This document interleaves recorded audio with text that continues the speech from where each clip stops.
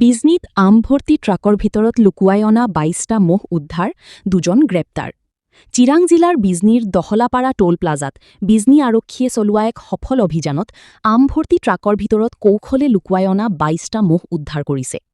উদ্ধাৰ হোৱা মহসমূহৰ ভিতৰত ২টা মৃত অৱস্থাত পোৱা গৈছে। গোপন সূত্ৰৰ পৰা লাভ কৰা তথ্যৰ ভিত্তিত আৰক্ষীয়ে টোল প্লাজাত তালাচী অভিযান চলাই পশ্চিমবংগৰ পৰা নলবাৰীৰ উদ্দেশ্যে আহি থকা NL07AA6909 নম্বৰৰ এখন ৬-চকীয়া ট্ৰাক আটক কৰে। তালাচীৰ সময়ত ট্ৰাকখনত আমৰ তলত লুকুৱাই ৰখা ২২টা মহ উদ্ধাৰ হয়। ঘটনাৰ সৈতে জড়িত থকাৰ অভিযোগত ট্ৰাকখনৰ চালক নলবাৰী জিলাৰ মুকালমুৱাৰ বাসিন্দা ৰফিকুল ইছলাম আৰু সহায়ক হেণ্ডিমেন ছফিকুল ইছলামক আৰক্ষীয়ে গ্ৰেপ্তাৰ কৰিছে। উদ্ধাৰ হোৱা মহসমূহ আৰু ট্ৰাকখন জব্দ কৰি বিজনী থানালৈ নিয়া হৈছে।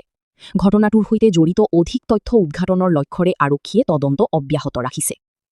ইফালে এই সন্দৰ্ভত বিশ্ব হিন্দু পৰিষদৰ বিজনী প্ৰখণ্ডৰ সভাপতি হোমেন বীৰে সংবাদ মাধ্যমৰ আগত কয় যে অসম চৰকাৰে ৰাজ্যত অবৈধভাৱে গৰু আৰু মহ সৰবৰাহ সম্পূৰ্ণৰূপে বন্ধ কৰিবলৈ কঠোৰ ব্যৱস্থা গ্ৰহণ কৰা উচিত।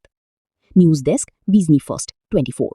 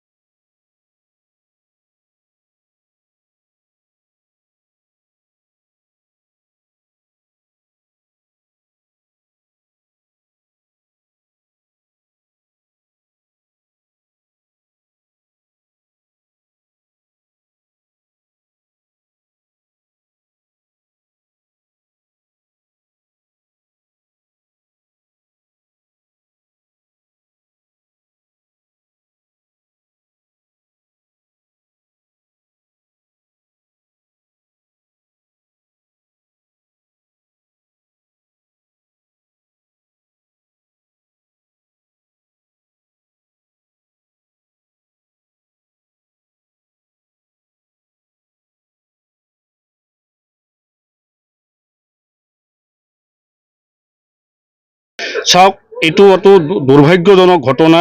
আৰু লগতে যেনেকে এই মহ গাড়ীটো যে তেওঁলোকে যিটো আনিলে, যেনেকে আপোনালোকে ভাবিব নোৱাৰাৰ দৃশ্য এইটো, যে ওপৰৰ আমৰ পেটিৰ তলত এই মহকেইটা ২২টা মহ আনিলে। তাৰ ২২টা মহৰ ভিতৰত অলৰেডি ২টা মহ মৃত হৈছে। তো এতিয়া আছে ২০টা মহ। তো এতিয়া গোপন সূত্ৰ কথাটো হ'ল যে এতিয়া এই যে the Assam kettle preservation act ২০২১ চনত অসম চৰকাৰে অলৰেডি বেন কৰিছে। তো বেন কৰাৰ পিছত এই বস্তুটো কেনেকৈ আকৌ এই মহৰ গাড়ীটো এই পশ্চিমবংগৰ পৰা নলবাৰী অভিমুখে গৈ আছিলে। তাৰপিছত গোপন সূত্ৰৰ ভিত্তিত তথা আৰক্ষী প্ৰশাসনক ধন্যবাদ জনাওঁ। আৰক্ষী প্ৰশাসনে অলৰেডি বহুত কষ্ট কৰি ৰিকভাৰী কৰি বিজনী থানালৈ আনে। তো এতিয়া কথা হ'ল যে আমাৰ অসম চৰকাৰৰ যিটো বেন কৰিলে, এই বস্তুটো বেন কৰাৰ পিছত তেওঁলোকে যিটো চিণ্ডিকেট, মহৰ যিটো চিণ্ডিকেট, এইটো বন্ধটো হোৱা নাই। তো সেইকাৰণে আমাৰ বিশ্ব হিন্দু পৰিষদ বজৰং দলৰ ফালৰ পৰা আমাৰ কঠোৰতম এটা দাবী অসম মাননীয় মুখ্যমন্ত্ৰী মহোদয়ৰ ওচৰত, যে এই চিণ্ডিকেটবিলাক অতি সোনকালে বন্ধ কৰিব লাগে। আৰু আপোনালোকৰ এই যে আপোনালোকৰ যিটো আইন, যিটো the Assam kettle preservation act যিটো আইন, সেই আইনটো তেওঁলোকে উলংঘা কৰিলে, ভংগ কৰিলে। তো ইয়াৰ বিৰুদ্ধে মাননীয় মুখ্যমন্ত্ৰী মহোদয়ৰ ওচৰত বিনম্ৰভাৱে অনুৰোধ জনাওঁ যে আপোনালোকে এই যিবিলাক চিণ্ডিকেট অলৰেডি চলি আছে, এইবিলাক কঠোৰতম কঠোৰ হাতেৰে দমন কৰিব লাগে।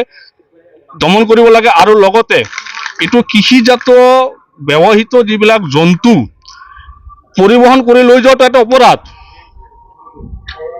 কৃষিজাত বস্তু যিবিলাক জন্তু ব্যৱহৃত হয়, তো সেইবিলাক পৰিবহন কৰি লৈ যোৱাটো এটা অপৰাধ। এইবিলাক বস্তু নজৰ ৰাখি কঠোৰতম কঠোৰ এইবিলাক বিৰুদ্ধে কঠোৰতম কঠোৰ ব্যৱস্থা কৰিব লাগে অসম চৰকাৰ।